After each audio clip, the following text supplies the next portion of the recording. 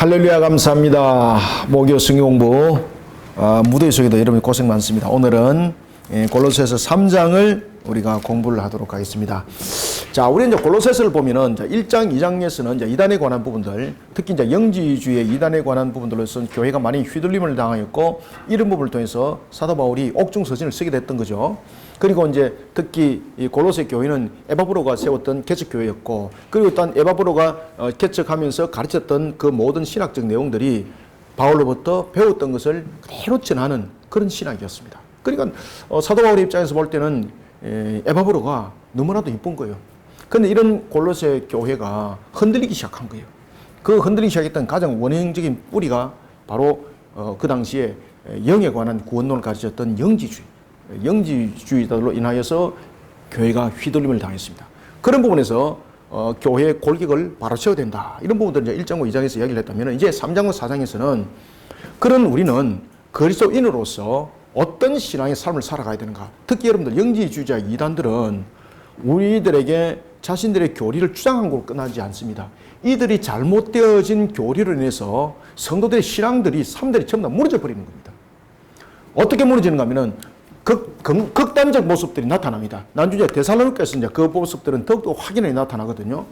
이것이 이제 극단적 모습 속에서 나타나는데, 이 신앙이라든지 삶들이 하나는 금욕적 부분에서, 두 번째는 방종적 부분에서 이런 부분들이 나타나기 시작했습니다. 그러다 보니까 이런 부분의 신앙은 그 삶들의 모습들인데, 이 부분들이 전부 다 무너지는 겁니다. 그러니까 사도 바울이 우리가 바른 교리 속에서 세워진 나가는 우리의 신앙과 우리의 삶들은 어떻게 되는가, 그것을 이제 3장에서 설명하는 거예요. 결국은 이제 영지주의를 통해서, 영지주의자들을 통해서 일어났던 이런 영지주의자들 교리로 인해서 무너졌던 이런 금욕주의, 방종적 문제, 이 부분들이 신앙과 삶을, 신앙을 무너지면 삶들이 그때 함께 무너지는 것이거든요. 그런 속에서 우리의 중심은 무엇을 잡아야 되는가? 그리고 이제 이 속에서 바른 교리를 세우면서 예수 그리스도와 십자가가 강조가 되는 거죠. 예수 그리스도와 십자가.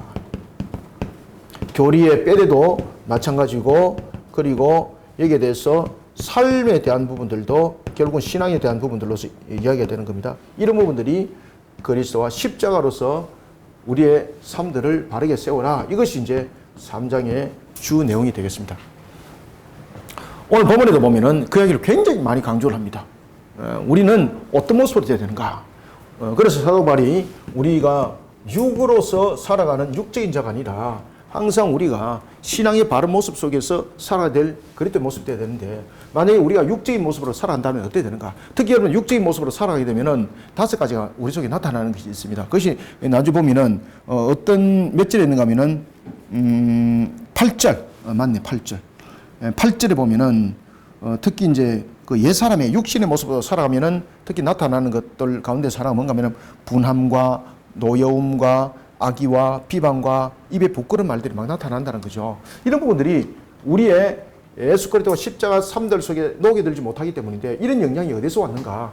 우리가 육적인 모습으로서 지금 삶이 비춰지고 있고 신앙이 그렇게 비춰지고 있는 가장 지금 맹점들이 어디서 나타났는가? 바로 영지주의자들의 교리 속에서 신앙이 무너짐으로 나타난 결론들입니다. 그러면 결국은 우리의 신앙과 우리의 삶들을 회복시키기 위해서는 어떻게 되는가? 어떻게 됩니까?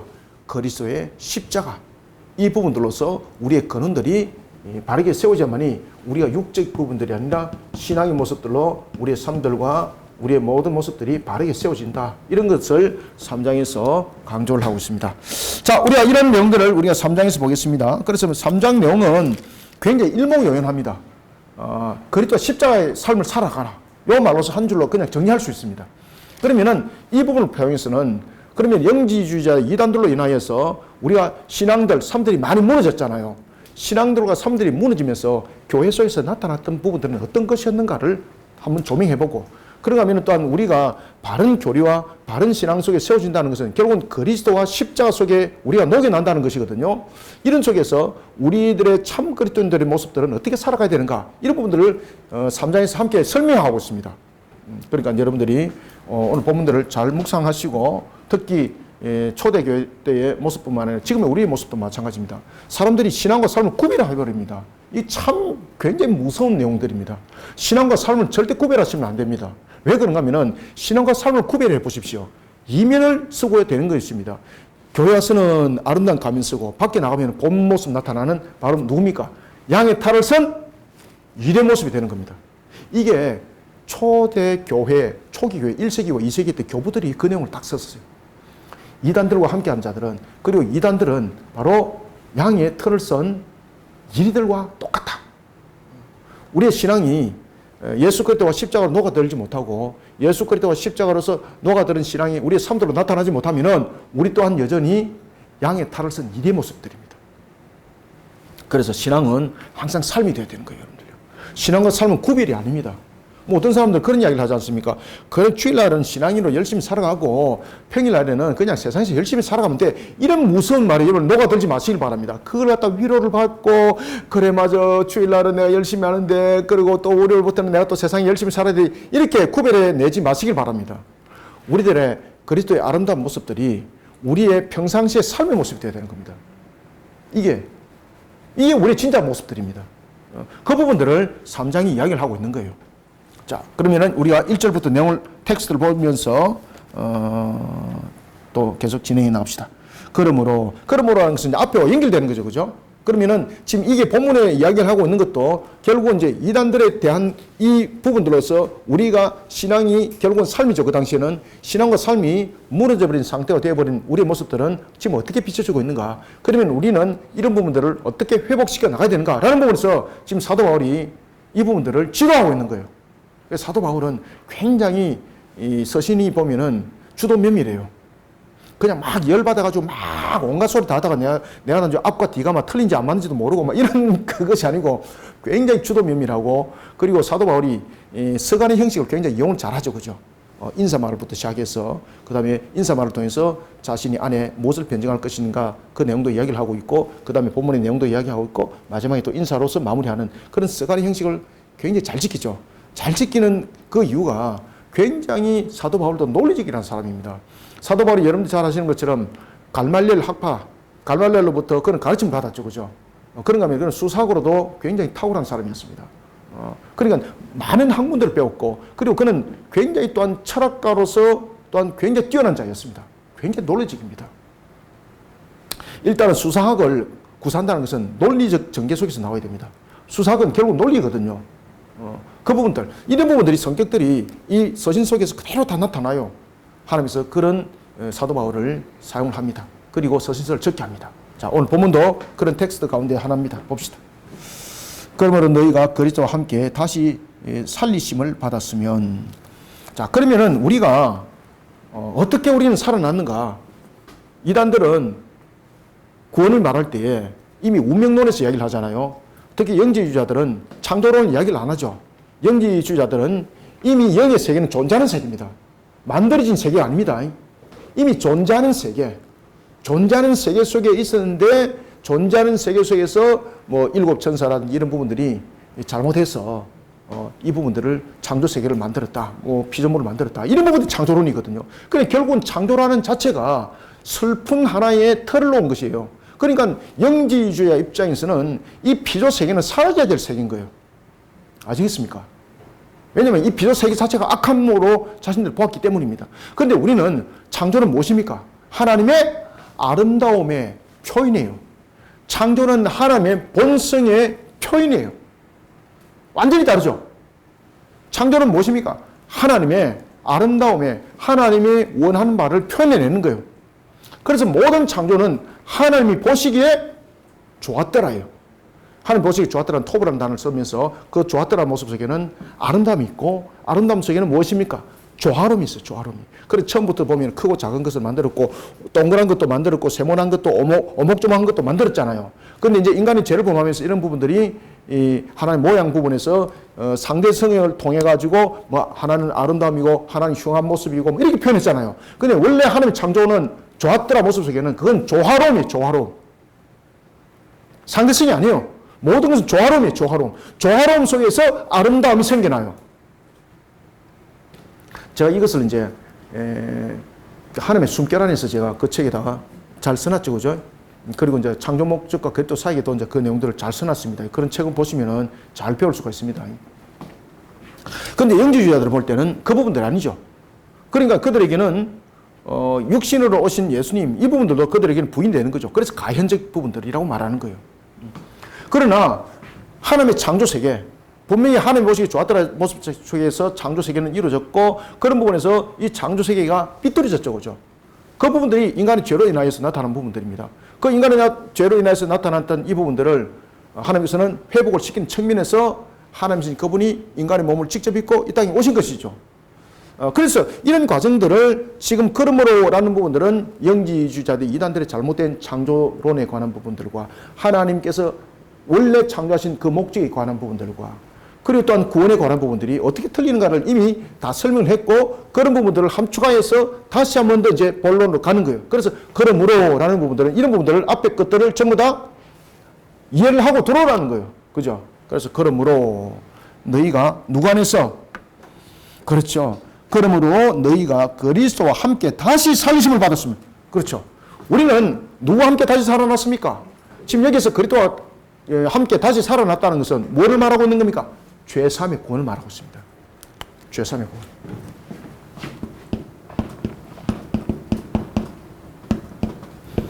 구원. 죄사함에 대한 구원을 말하고 있는데 이것을 다시 살아났다. 다시 살아남은 바로 예수 그리스도를 통한 죄사함의 이 구원을 말하고 있는 겁니다. 그래서 우리에게 다시 살아남으로써 우리에게는 무엇이 주어지는 겁니까? 그렇죠. 영생이라는 구원이 우리에게 주어졌다라는 부분들을 그러므로라는 통해서 지금 설명하고 있는 거죠. 그러면서 이 앞에 것들을 종합적으로 지금 설명하고 있죠. 영지주의자들의 잘못된 구원론, 그들의 잘못된 창조론 이런 부분들을 전부 다 함축적으로 사도 바울이 부정하면서 그들의 부분들을 바로 공격을 하면서 지금 그러므로라는 부분들이 들어오고 그리고 바로 증거되는 것이 예수 그리스도와 연결되는 겁니다. 그리스도와 함께 다시 살리심을 받았으면 위의 것을 찾아라. 여기서 이제 위의 것은 우리에게 소망과 희망이 주어진 곳, 우리에게 새하늘과 새 땅, 뭐 이런 부분들을 우리 함께 설명하고 있는 것이죠. 그래서 위의 것을 찾으라. 위의 것을 찾으라는 것은 그런 신앙이 있는 행동을 하라는 겁니다. 찾으라. 찾는다는 것은 행동하는 거잖아요. 그죠? 찾으라. 위의 것을 찾으라. 거기는 그리스도께서 하나님 우편에 앉아 계시느니라. 그래서 이것을 통해서 우리의 바른 구원관을 가지고 그리고 또한 바른 신앙관을 가지고 우리의 삶들 또한 이제는 그런 바른 신앙관을 펼쳐나가는 삶들이 이 땅에서 이루어져야 된다. 왜냐하면 지금 영지주의자를 통해서 나타났던 것 가운데 극단적 부분들이 나타났죠. 금욕적인 부분들, 방종적인 부분들이 극단적으로 지금 나타났지 않습니까? 특히 이제 금욕적인 부분들은 육신을 제어를 하는 속에 나타났고, 그 다음에 방종은 무엇으로 나타났습니까? 영지주의 이단 속에서는 이런 방종주의를 또한 가르쳤던 부분들도 있습니다. 왜 그런가 하면은, 자, 이런 부분에서 여러분들 지금 이제 구원파 기억나시죠? 지금 구원파들이 무엇을 말하고 있습니까? 구원받았으니 우리가 죄를 져도 그것은 죄 짓는 것이 아니라 그러죠. 이것이 나중에 어디로 가는 겁니까? 이게 영지주의자들의 방종주의로 흘러가는 겁니다, 이게. 왜 자문제가 문제가 되지 않습니까? 주님께서 홀인을 안 씻으면은 우리는 이 문제 가지고 지금 천국 못 갑니다. 그죠? 우리가 이단들이 그렇게 이제 가르쳤던 거죠. 육신은 아무리 죄를 범해도 영은 영향력을 받지 않는다. 그리고 그 속에서 극단적 부분에서 육신을 제어하여서 영을 빨리 나오게 하는 방법도 이야기를 했지만은 육신은 죄를 범하여도 영은 죄가 안 된다 그랬고, 그 다음에 육신은 하나의 허울이라 그랬잖아요. 특히 이제 그 일곱 천사에 대해서 만들인 육체, 이 육체는 사실은 온전한 모습 속에서 만들어진 것이 아니라 영을 오히려 가둬놓는 역할로서 육체가 됐기 때문에 육체는 사실은 버려져야 될 하나의 물질이잖아요. 그것을 영지주의자들이 가르치고 주장했지 않습니까? 그런 측면에서 육신은 쓸모없는 하나의 도구가 되는 겁니다. 그러니 이 속에서 무엇이 나타났습니까? 극단적 속에서 금욕주의만 나타난 것이 아니라 극단적인 타락주의자들, 그 속에 막 나타나는 성적 타락들이. 가장 큰 문제가 성적 타락이 그 속에서 막 나타나는 거예요. 그러면서 성관계 부분들, 그런가 하면 온갖 부분들이 이 속에서 방종적 측면에서 나타났던 겁니다. 자, 그래서 오늘 본문은 그 이야기를 종합적으로 딱 이제 간추려서 나가는 겁니다. 그래서 우리의 그리스도, 다시 말하면 구원받은 자들의 신앙과 삶은 하나로 묶어져야 되는 것이죠. 그럴 때에 우리의 신앙과 삶들은 어떻게 되는가? 이제 2절부터 딱 설명하는 거예요. 자, 위의 것을 생각하라. 왜 위의 것을 생각하라는 겁니까? 위의 것을 생각하는 것은 하늘의 소망을 가지고 우리가 구원받은 자로서 삶들도 그렇게 살아가야 된다는 겁니다. 그죠? 우리가 예수 그리스도를 통해서 우리는 다시 살아났다 그랬잖아요. 그러면 우리의 삶들은 그저 다시 살아나는 것으로 끝나는 것이 아니라 우리는 예수 그리스도를 통해서 더 깊이 진짜잖아요. 그러면 우리 모습들이 그렇게 살아가야 된다는 거예요. 그래서 사도 바울이 위의 것, 지금 이걸 주장하는 거예요. 이걸 강조를 하는 거예요. 2절 위의 것을 생각하고 땅의 것을 생각하지 말라. 여기서 이제 땅의 것이라는 것은 우리가 죄성 속에서 살아왔던 그런 삶들. 그럼 위의 것은 무엇이고 땅의 것은 무엇인가 이제 밑에서 또 설명해요. 위의 것을 생각하고 땅의 것을 생각하지 말라. 이는 너희가 죽었고 너희 생명이 그리스도와 함께 하나님 안에 감추어졌습니다. 왜 그러면 우리는 위의 것을 생각하고 땅의 것을 생각하지 말아야 되는가? 그것은 뭔가 하면은 우리 생명이 누구와 함께 있습니까? 우리의 생명이 예수 그리스도와 이제 함께 있다. 그러면 우리는 예수 그리스도를 닮은 삶을 살아가야 된다는 거예요. 영지주의자들이 말하는 그런 속에 휘둘리면서 해서는 안 된다는 거예요. 그런데 문제는 또 뭔가 하면은 이런 이야기를 해요. 굉장히 아이러니한 이야기를 하고 있는데 그 중에 하나가 뭔가 하면은 우리는 예수 그리스도와 함께 하나님 안에 감춰졌다 이렇게 말해요. 이게 무슨 뜻일까요, 여러분들? 예수 그리스도와 함께 감춰졌다. 이 감춰졌다는 것은 뭔가 하면은 이제 성도의 이 부분에 이 영생을 말하고 있습니다. 영생. 감춰졌다는 것은. 무엇을 말하고 있는가 하면은 우리는 예수 그리스도를 만나면서 구원을 받았잖아요. 구원을 받은 우리는 어떤 관계 속에서도 어떤 누구로부터도 구원에 따른 영원한 생에 따른 그런 침해, 그런 해침은 당하지 않는다는 겁니다. 누가 지키기 때문에? 그렇죠. 하나님 이제 그 품 안에서 우리를 딱 지키기 때문에 그 어떤 것들도 우리를 침노하지 못하고 우리를 이 구원의 부분에서 빼내지 못한다. 그 부분들을 오늘 본문에서 누구에게 감췄다? 하나님 안에 감춰졌다라고 이 이야기를 하는 거예요. 그래서 이 하나님 안에 감춰졌다는 것은 무엇을 말하고 있는 겁니까? 지금 당시 이제 이 영지주의자들의 구원론과 그리고 또 하나는 또 율법주의자들의 또 구원론 여러 가지 부분들이 굉장히 복합적 부분에서 이야기를 하지 않습니까? 그런데 우리의 구원은 예수 그리스도를 만나서 예수 그리스도가 이루어진 그 대속의 그 피값으로 우리는 구원을 받았다는 것이고 그 피값으로 구원을 받은 우리는 하나님이 감췄다는 거예요. 이 말은 무슨 말인가 하면은 하나님이 그들을 끝까지 구원에 이르게 하는 영생으로 이끌어 간다 이 말입니다. 그렇기 때문에 어떤 영향력으로 인해서도 구원이 이탈되죠. 그런 일이 없다. 그러면 우리는 이렇게 하나님이 우리를 감추어진 자처럼 이렇게 품 안에 품어서 이제 우리를 구원으로 영생으로 우리를 데려가는데 그런 우리가 그 품 안에서 엉뚱한 짓 하면 되겠는가 이 말이에요. 지금 이해됐습니까? 우리는 하늘의 소망을 가지고 하늘의 삶과 같은 그런 그리스도의 삶을 살아가야 되는데 우리는 영지주의자들이 이야기하고 있는 그 속에 지금 팔려가 있다. 그럼 땅의 그 모습 속에 우리는 살아가고 있다. 그러면 하나님 품 안에서 살아가고 있는 것이 맞겠느냐 이 말이에요. 지금 하나님 우리를 품어서 이렇게 품 안에서 이렇게 감춰서 가는데 감춰서 우리를 지금 성화 과정 속에 영화로 지금 이끌어가고 있는데 우리는 왜 엉뚱한 짓을 하고 있느냐 이 말이에요. 지금 사도 바울의 의미를 아시겠죠? 그래서 이 말은 굉장히 아이러니하지만은 굉장히 심중이 깊은 뜻을 담고 있는 내용들이에요. 이런 부분들을 알고 가야만이 왜 하나님 안에서 감춰졌는가라는 것을 이해를 할 수 있는 거예요. 자, 하나님 안에서 감춰졌다는 것은 영생과 연결된다 그랬죠, 그죠? 예수 그리스도를 만나서 우리는 구원받았습니다. 지적 구원이 아니죠. 지성적으로 인해서 구원이 아니죠. 예수 그리스도 피값이죠. 그런 부분에서 피값이 지불됐기 때문에 하나님께서 우리를 품으로 안아버렸다는 거죠. 그러니까 완전성 속에는 하나님 안에 전능하신 하나님의 품 안에 있는데 누가 뺏어가겠습니까? 우리의 영생은 그렇다는 겁니다. 그런 우리가 하늘의 것을 살아가지 못하고 땅의 것을 살아간다니 이 말이 되느냐 이 말이에요. 똑바로 살자 이 말이에요. 똑바로 본 주소를 좀 똑바로 알아라 이 말이에요. 똑바로 알아라 본 주소를. 지금 이해됐죠, 그죠? 여러분들 이렇게 가면 이제 이게 이 3장이 은혜가 되는 겁니다. 이때부터. 그래서 3장의 해석을 할 때 가장 키포인트가 된가 하면은 오늘 본문에 나타나고 있는 하나님 안에 감추어졌음으로입니다. 이걸 해석을 잘해야 되는 거예요. 하나님 안에 감추어졌음으로. 그래서 4절 우리의 생명이신 그리스도께서 나타나실 그때에 너희도 그와 함께 영광 중에 나타나리라. 아멘. 맞잖아, 그죠? 그래서 우리는 하나님 품 안에서 예수님께서 재림하실 때에 우리의 모습도 영광이 나타난다. 그건 뭔가 하면 하나님 품 안에 있기 때문이다. 만약 하나님 품 밖에 있다면 우리 영세의 모습 속에 우리 없다. 자, 그래서 여기서 또 단어가 등장합니다. 그러므로, 그죠? 앞에 거 다 이해하고 들어오라는 거죠. 그러므로 땅에 있는 지체를 죽이라. 자, 이거 잘못하면은 금욕주의 되죠. 영지주의. 그런데 사도 바울이 왜 땅의 것을 죽이라 그랬을까요? 하나님 품 안에. 우리는 어디 있다고요? 하나님 품 안에 있는데 우리는 왜 자꾸 땅의 끝들을 가지고 말을 하냐 말이에요. 왜 땅의 것을 살아가냐 말이에요. 이 잘못된 것 아니냐고. 그래서 여기서 지금 이야기를 하고 있는 것은 땅과 하늘의 부분들을 이야기를 하고 있는 것은 영지주의자들이 말하고 있는 이런 금욕주의 이런 부분들을 지금 말하고 있지 않습니다. 확실하게 구별을 지금 하고 지금 이 내용들을 들어오셔야 됩니다. 그러므로 땅에 있는 지체를 죽이라. 그럼 땅에 있는 지체를 죽이는 것은 뭐가 인일되기 때문에 땅에 있는 지체가 죽이라는 겁니까? 3절 하나님 안에 감춰졌음으로입니다. 그래서 제가 키포인트라고 그랬잖아요. 3장 전체 키포인트를 보면은 하나님 안에 감춰졌음으로예요. 이 부분들이 해석 안 되면은 3장 전체 해석 안 됩니다, 여러분들. 이게 놀라운 것 아니겠습니까? 요거 오늘 하나만 여러분 잘 배워 가시도 3장은 끝난 겁니다. 그래서 여기서 그냥 수업을 종칠 수도 있습니다.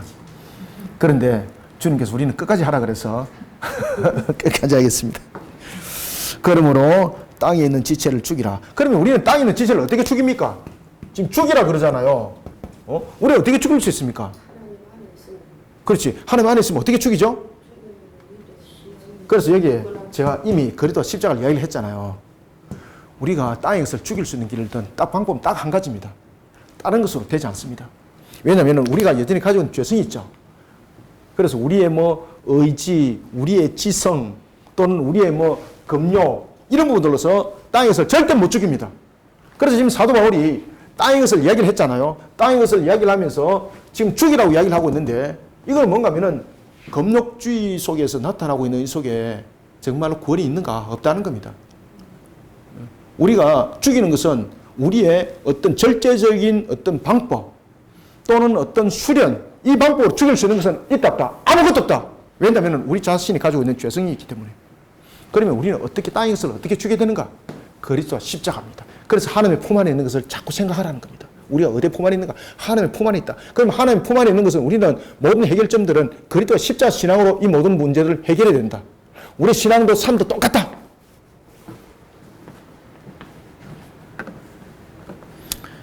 5절 그러므로 땅에 있는 지체를 죽이라 곧 그럼 땅에 있는 것이 무엇입니까? 자, 음란, 부정, 사욕, 악한 정욕, 탐심이다. 5가지. 사도 바울이 5가지를 참 강조를 잘하는 것 같습니다. 나중에 뒤에도 보면은 계속해서 또 8절에도 보면은 옛 사람의 성품에서 나타나는 5가지 이야기를 해요. 그리고 또 나중에 이제 밑에서 보면은 12절에서도 보면은 그리스도의 옷을 입는 5가지를 또 이야기해요. 참 사도 바울이 이 부분들을 굉장히 강조를 하는 것 같아요. 5가지를 계속 강조해. 5가지. 이게 이제 의미를 찾는다면은 유대인들은 충만한 숫자 이런 하나의 숫자를 열로 말하고 있고 완전수는 7을 말해요. 그런데 이방인들은 완전 숫자, 충만한 숫자를 무엇으로 표현할까요? 5을 가지고 이야기해요. 5. 그래서 여러분 창세기 보면은 왜 그 요셉이 그 자기 형들한테 옷을 줄 때는 몇 벌 줬어요? 2벌 주고 자기 동생이 몇 벌 줬어요? 5벌. 그 다음에 바로 왕에게 자기 형제들을 데려갈 때 몇 명 데려갔어요?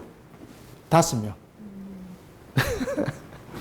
그래서 이방인들은 이 5이 굉장히 기준점이었습니다. 그래서 사도 바울이 지금 이게 서신을 쓰는 것은 골로새 지역이잖아요. 그 골로새 지역에 주로 형성을 하고 있는 것은 유대인들도 물론 있었겠지만은 주로 그 속에 형성하고 있는 사람들은 누굽니까? 이방인들이죠. 그럼 이방인들의 사고는 7보다는 5이 이해가 더 잘 돼요. 그래서 의도적으로 지금 이 부분들은 등장시켰다 이렇게 볼 수 있습니다. 아시겠죠? 그죠?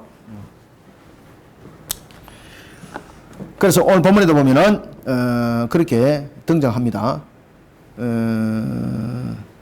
그러므로 형 땅에 있는 지체를 죽이라.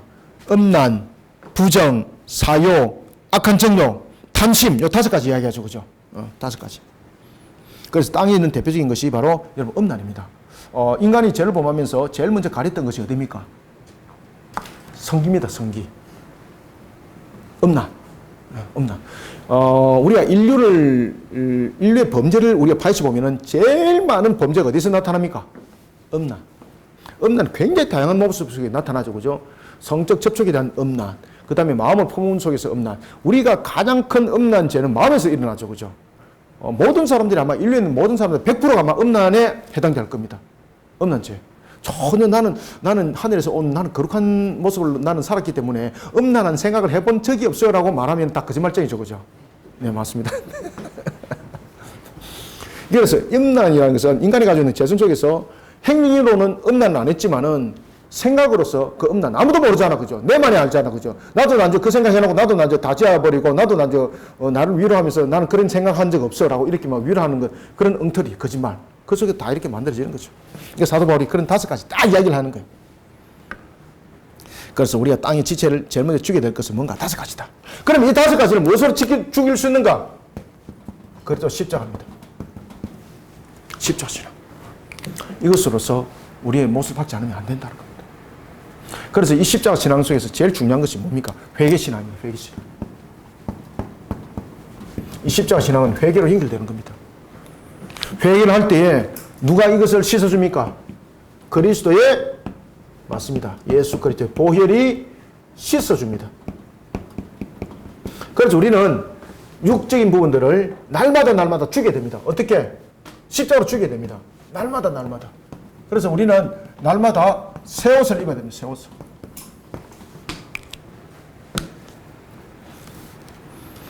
다섯 가지. 5절에 5가지입니다. 이거 꼭 적어놓으세요. 5가지가 지금 계속해서 나타납니다. 이것은 유대인들의 방식이라기보다는 이방인들에게 더욱더 이해를 잘할 수 있는 숫자입니다. 이게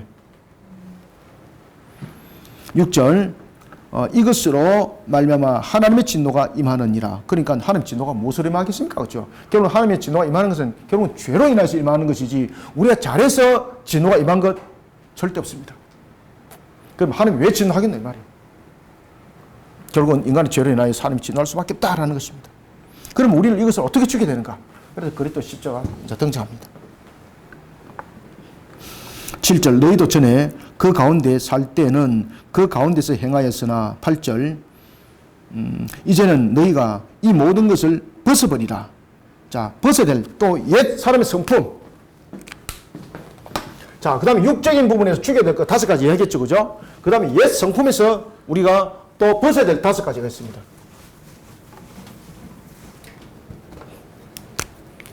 첫 번째는 육적인 부분에서 벗어야 될 5가지. 그 다음에 두 번째는 옛 성품. 옛 성품의 5가지. 이 부분들을 우리 버려야 된다. 그럼 옛 성품 속에서 나타나는 것은 무엇인가? 자, 무엇인가 한번 봅시다.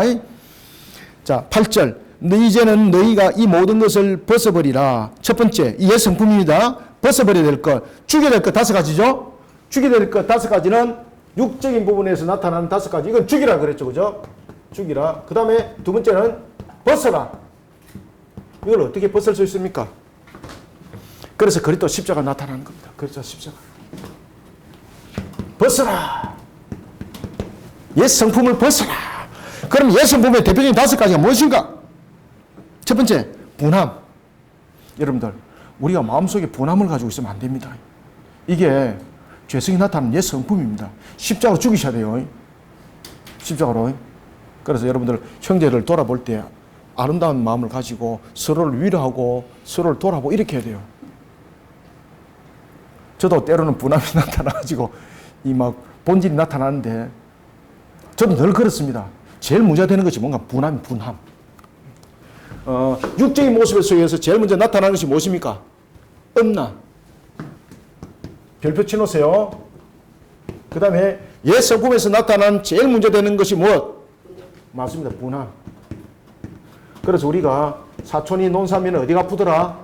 네. 그게 다 분에서 나타나는 거죠. 야, 저거 내가 사야 되는데 뭐 이런 게 있지 않습니까? 이거 사촌이 논 샀는데 잘 됐잖아요. 그럼 축하해주고, 축복해주고. 그래야 되는데, 저거 내가 사야 되는데 이런 이 분함이 나타나게 되는 거죠. 그럼 이 분함이 나타나면 영적으로 죽이게 되는 거죠. 절대 그렇게 하면 안 돼요, 여러분들요. 내 속에 분함이 나타나면은 그 상대를 영적으로 죽이기 시작해요. 그러면 하나님 그것을 살인죄로 해요. 영적 살인죄. 무서워, 여러분들요. 그래서 마음속에 분함을 가지고 있으면 안 돼요. 그래서 우리가 노할 일이 있더라도 밤새 가지 마라 그랬잖아요. 혹시나 여러분들 속에 그런 것 있다면은 다 사랑으로 십자가로서 다 여러분 회복시키시길 바랍니다. 지금 사도 바울이 굉장히 중요한 얘기를 하고 있죠. 3장에서. 자, 육적으로 주게 될 것, 옛 성품을 벗어야 될 것, 딱 정리 딱 해놓으세요, 이게. 여러분 노트에. 그래서 이 5은 이방인들에게 이해를 가장 잘할 수 있는 숫자. 자, 첫 번째 분함, 두 번째 노여움. 부모도 자녀에게 노여움을 가지면 안 돼요, 여러분들요. 자녀를 양육할 때도 자녀들을 노여서 가르친 자녀들 똑같이 그렇게 성장해요. 그래서 자녀들을 항상 축복으로 이끌어 주시기 바랍니다. 아시겠죠, 그죠? 자녀가 말 안 듣는다 그래서 내 마음에 안 든다 그래. 그냥 갈로바꾸로. 여러분, 그 갈로바꾸로 내 가야 될 문제가 아닙니다, 여러분들요. 나는 더 이상 못 하겠어요. 할 수 있어요. 무엇으로? 어디 갔노? 그래서 십자가. 그래서 십자가. 다른 것으로 안 돼요, 여러분들요. 여러분들 성격과 여러분들 성품은 안 됩니다, 여러분들요. 저의 성품과 저의 성격으로 안 됩니다, 여러분. 저의 인격으로. 십자가. 그래서 십자가. 아시겠습니까? 이렇게 녹게 되는 거예요. 주님께서는 우리를 사랑하사 십자가에서 자신을 녹였잖아요. 그죠? 우리 그렇게 해야 되는 거예요, 여러분들. 그래서 분함과 노여움과 그 다음에 세 번째 악의, 그 다음에 뭡니까? 네 번째 비방. 이거 상대 비방, 이거 참 우리가 왜 그 반찬은 없어도 우리가 이게 밥만 있으면은 밥이 맛있을 경우가 있죠, 그죠? 탁 한 사람 딱 올려놔놓고 막 쫓기 시작하면은 막 반찬 안 먹어도 밥이 넘어가지고, 그죠? 절대 그래서는 안 된다. 비방하지 마시기 바랍니다. 비방과 그리고 너희 입에 부끄러운 말. 이게 반드시 벗어야 될 5가지입니다. 옛 성품입니다, 이게. 9절, 너희가 서로 거짓말을 하지 말라. 옛사람과 그 행위를 벗어버리고, 옛사람은 결국은 죄의 지배 가운데 있는 거죠. 하나님 품 안에 있는데, 아까 핵심이라고 그랬죠, 그죠? 하나님 품 안에 있는데 왜 죄의 지배 속에 자꾸만 들어가느냐 말이에요. 깨끗하게 씻겨놨더만 다시 구렁텅이 속에 들어가지고 더럽히는 그런 짓을 하지 말라는 거죠. 그런 부분들은 우리가 다른 것은 되지 않는다. 그래서 십자 신앙으로 육적인 부분들을 죽이고 옛 성품을 벗어버리고 이렇게 하듯이 우리의 참모습이 나타난다. 10절, 새 사람을 입었으니, 여기서 새 사람은 중생한 사람입니다. 중생한 자, 새 사람. 새 사람은 어떻게 중생했나요? 예수 그리스도를 믿는 믿음으로서 우리는 중생한 거죠. 새 사람을 입었으니 이제 자기를 창조하신 이의 형상을 따라 지식에까지 새롭게 하심을 입은 자니라. 그러니 우리는 하나님과 그런 교제 속에서 살아가야 된다. 그 신앙 속에서 살아가야 된다. 그래서 우리가 창조하신 이의 형상을 따라 지식에까지 새롭게 하심을 입은 자니라. 그죠? 우리는 어떻게 새롭게 하심을 입습니까? 주님께서 우리에게 주신 말씀이죠. 그죠? 그 말씀 속에 살아가는 우리의 모습들. 그러니까 결국 이제 십자가에 동에 메어진 신앙의 모습들. 이런 모습들이 새롭게 하심을 입은 자라, 이렇게 볼 수가 있는 겁니다. 그런 이런 속에 우리는 하나님 품 안에서 하나님과 완전한 교제가 이루어진다는 겁니다. 그런데 우리가 지금 하나님 품 안에 있는데 왜 교제가 안 일어날까? 생각 잘 해봐라는 겁니다. 하나님 품 안에 있는데 지금 어떤 상태입니까? 육적인 상태, 옛 성품을 들고 있다 이거. 그래 하나님과 교제가 되겠냐 말이야. 교제 안 된다 이거. 육적인 부분을 죽이고 옛 성품을 벗어나라. 그래야지 하나님과 교제가 일어난다 이 속에. 우리는 하나님 품 안에 있으면은 늘 교제는 될 수 있는데 교제가 지금 안 되고 있다는 거죠. 이 교제가 안 되고 있는 원인이 어디에 있는가 말이야. 잘 파악을 해라.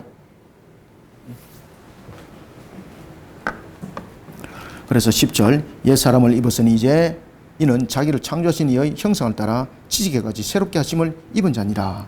거기에는 온갖 사람이 다 있다는 겁니다. 우리가 구원받은 속에는 온갖 사람들이 다 있습니다. 아시겠습니까? 그런데 온갖 사람들이 다 있는데 공통점 전부 다 죄인입니다. 이거 등에 묻은 개가 뭡니까? 똥 묻은 개가 등에 묻은 개 나무란다잖아요. 그죠? 자기의 들보는 보지 못하고 다른 사람 티 가지고 말한다 그러잖아요. 그렇게 말하지 말라는 겁니다. 모든 부분들은 죄인이라. 그 죄인 속에는 다양한 죄인이 있다. 때로는 상상을 초월하는 그러한 하나의 이방인도 있는데 그 중에 한 사람이 누군가 스고대안입니다. 자, 오늘 본문에서 그 이야기를 합니다. 거기에는 헬라인이나 유대인이나 헬라파나 무할레파나 야만인이나 스구디아인이나, 자, 야만인과 스구디아인의 차이점 무엇일까? 일반적으로 야만인이라는 것은 말 그대로 우리가 상상을 초월하는 것을 우리가 야만이라고 그러잖아요. 짐승과 같은 행동을 하는 자. 근데 스구디아인은요, 야만인 중에서도 정말로 무서운 자들입니다. 그들은 이제 그 전해오는 그 말에 의하면은 스구디아인은 일반적으로 땅에서도 잘 안 잤습니다. 주로 수레 안에서 잤습니다. 수레 위에서. 왜 그런가 하면은 그들의 항상 움직임 자체가 항상 이와 같은 움직임에 민감했고, 그리고 이들이 늘 이동이 굉장히 잦았습니다. 그러면서 이들이 했던 행동들은 어떤 행동들이냐면 굉장히 우상 숭배 속에 그들을 만연했는데 그들은 사람을 잡아먹었습니다. 네. 심지어 사람들을 그들은 잡아서 피를 빨아먹고 그리고 사람들의 껍데기를 뺏겨서 그것을 자신이 사용을 했습니다. 무섭죠, 그죠? 스고디안. 이런 스고디안들이 팔레스타인 위쪽 지역에 그들이 형성하면서 살아갔던 겁니다. 그런 스고디안 속에도 구원의 백성이 있단 말이에요. 하나님의 백성이 있다. 스고디안이나 종이나 자유인이 차별이 있다 없다? 있을 수 없나니. 왜 있을 수 없다는 겁니까? 모두 다 뭐라는 겁니까? 구별하지 마라. 그래서 제가 똥 묻은 개가 등에 묻은 개 나무란다 그랬잖아. 그죠? 모두 다 무엇입니까? 죄인이. 유대인도 죄인이고, 헬라인도 죄인이고, 할레파도 죄인이고, 무할레파도 죄인이고, 야만인도 죄인이고, 스구디안도 죄인인데 그거 가지고 똥 묻은 개가 등에 묻은 개 말하지 마라. 똑같아. 스구디안이나 종이나 자유인이 차별이 있을 수 없나니 오직 그리스도는 만유시요 만유 안에 계시니라. 그러면은 이 부분에 대해서 하나의 통일점을 가진 것은 무엇인가? 예수 그리스도 안에 있어. 그 죄사함을 받음으로 우리는 이제 예수 그리스도인이 된 것이다. 이 부분을 가지고 이야기를 해야 된다. 12절 또 그러므로 앞에 이제 이해를 다 하고 들어가는 거죠. 그러므로 너희는, 자, 이제 또 5가지를 이야기합니다. 여기서 5가지는 뭔가 하면은 반드시 입어야 될 5가지. 자, 우리가 5가지를 이야기를 할 때 5가지, 지금 3가지를 이야기를 하죠. 5가지를 이야기할 때 첫 번째,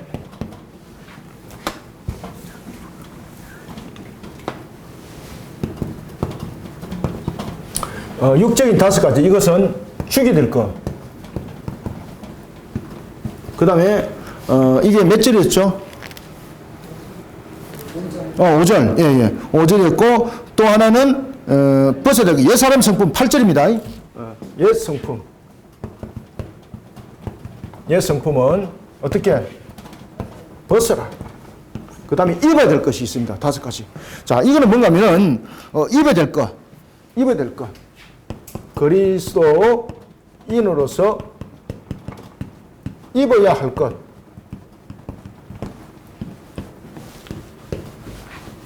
그래서 여러분들 골로새서를 보면 이렇게 잘 분석해서 잘 보셔야 됩니다. 이러면은 어마어마한 내용들이 그 속에 다 있는 겁니다. 앞에도 제가 이야기했죠. 그죠? 하나님 품 안에서가 굉장히 핵심적인 단어라고, 그 문장 자체가. 자, 그러면 이제 5가지는 입어야 될 것이 어떤 것인가? 제일 먼저 첫 번째, 무엇을 입어라? 긍휼한 자가 되라. 긍휼한 자가 되라. 긍휼한 자가. 여러분들, 우리는 긍휼함을 받았잖아요. 긍휼은 무엇입니까? 같이 마음 아픈 것은 같이 마음 아파하라는 겁니다. 그래서 마음 아프게 생각하고 불쌍히 여기는 마음을 가지라는 겁니다. 그들 향해서 마음을 아파하고 그들을 불쌍히 여기는 마음을 가지라. 자, 하나님 우리에게 긍휼을 베푸사. 그렇지 않습니까? 긍휼을 베푸사. 그런 마음을 가져라. 그래서 5가지는 첫 번째 긍휼에 대한 부분들을 말을 하고 있고, 두 번째는 자비. 특히 이제 자비는 이런 선량함을 함께 이제 담고 있는 거죠. 그죠? 자비. 그 다음에 세 번째, 겸손. 여러분들, 겸손은 무언가 하면은 무능함은 아닙니다. 하나님 앞에서 자신이 어떤 모습으로 세워졌는가라는 부분에서 항상 자신의 모습을 돌아보는 자태라는 겁니다. 세상적 부분에서 내가 지위가 어디에 있습니다. 내가 가진 것이 얼마 있습니다. 뭐 집이 몇 평 있습니다. 뭐 이게 아니라는 거예요. 항상 하나님 앞에 선 모습을 보라는 겁니다. 하나님 앞에. 하나님 앞에. 그래서 세 번째는 겸손. 그 다음에 네 번째는 온유해라. 온유해라. 내면적으로도 겉모습으로만 상냥한 체 하지 말고 안에 내면도 그렇게 해라. 왜? 우리의 겉과 속을 누가 만드셨다? 하나님이 만드셨기 때문에 겉으로는 바리새인처럼 하는 체 하면서 속으로는 아닌 것. 그것은 온유함이 아니다. 그러니까 이 온유함은 내면의 세계도 함께 그와 같이 행동 속에 함께 담아내라. 그 다음에 다섯 번째는 뭡니까? 오래 참아라. 오래 참아라. 오래 참아라. 인내해라. 인내해라. 그 옷을 입어라. 그죠? 반드시 입어야 될 것. 그래서 우리가 다섯 가지 속에서는 주게 될 것, 그 다음에 벗어야 될 것, 입어야 될 것. 자, 요거 가지고 여러분들, 뭐 설교를 한다든지, 이걸 가지고 가르쳐도 굉장한 그 하나의, 호소를 가질 수 있겠죠. 그죠? 다섯 가지, 세 가지 속성, 뭐 이렇게 가지고 말할 수 있는 거잖아요. 그럼 다섯 가지, 세 가지 속성. 그래가지고 첫 번째는 요거 가지고 설교하고. 그래서 제가 아까 절을 갖다 제가 기록을 해라 그랬잖아요. 그죠? 그 다음에 예성품, 그 다음에 그리스도인으로서 입어야 될 것, 이건 무엇인가? 라는 부분들로 통해서 충분하게 말씀을 전가할 수 있어요. 자, 13절. 누가 누구에게 불만이 있거든 서로 어떻게 하라?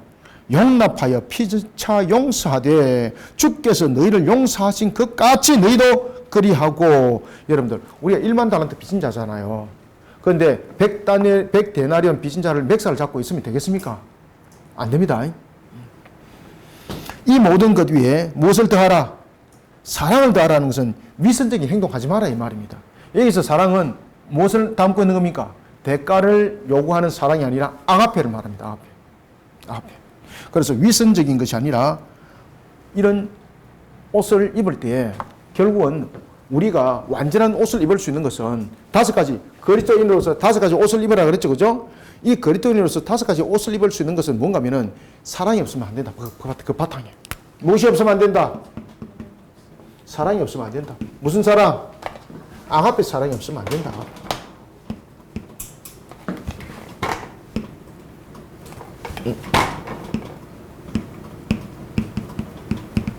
아가페 사랑이 없으면 안 된다. 아가페. 그러니 그리스도의 사랑으로 그 다섯 가지를 입어라.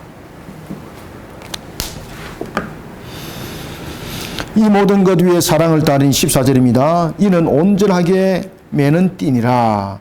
그리스도의 평강이. 여러분들, 그리스도의 평강은 정욕과 탐욕과 모든 다툼과 시기와 질투를 모든 것을 이긴 상태가 그리스도의 평강입니다. 그리스도의 평강이 너희 마음을 주장하게 하라. 너희는 평강을 위하여 한 몸으로 부르심을 받았나니 너희는 또한 감사하는 자가 되라. 자, 여러분들, 예수님께서 부활하셔서 제자들에게 나타나셔서 최후에 그들에게 무엇을 선언했습니까? 평강할지어다. 여러분들 삶이 평강하게 하시길 바랍니다. 그런데 어떤 사람들은 평강이 말고 그냥 뭐 돈을 좀 줘야 돼요. 여러분 죄송합니다만 평강은 무엇까지 모든 것을 포함을 하고 있을까요? 모든 것을 다 포함하고 있는 평강입니다. 영적 문제, 육적 문제, 모든 부분들, 여러분의 삶들의 문제, 부족함이 없는 것, 이런 부분들 전부 다 평강 속에 들어가 있습니다. 부족함이 있으면 평강 없습니다. 그죠? 아픔이 있으면 평강 없습니다. 근심과 염려가 있으면 평강 없습니다. 다툼과 시기가 있으면 평강 없습니다. 그죠? 그래서 평강은 최고의 축복입니다. 최고의 축복. 그러니 항상 감사하는 자 되라는 겁니다. 감사하는 자 되라. 자, 16절. 그리스도의 말씀이 너희 속에 풍성히 거하여 모든 지혜로 피차 가르치며 권면하고 시와 찬송과 신령한 노래를 부르며 어떤 마음? 감사하는 마음으로 하나님을 찬양하고 또 무엇을 하든지 말에나 일에나 다 주 예수의 이름으로 하고 그를 힘입어 하나님 아버지께 감사하라. 그래서 우리는 하나님의 말씀은 성도들의 길이요 방향이고 또한 등불이 되는 겁니다.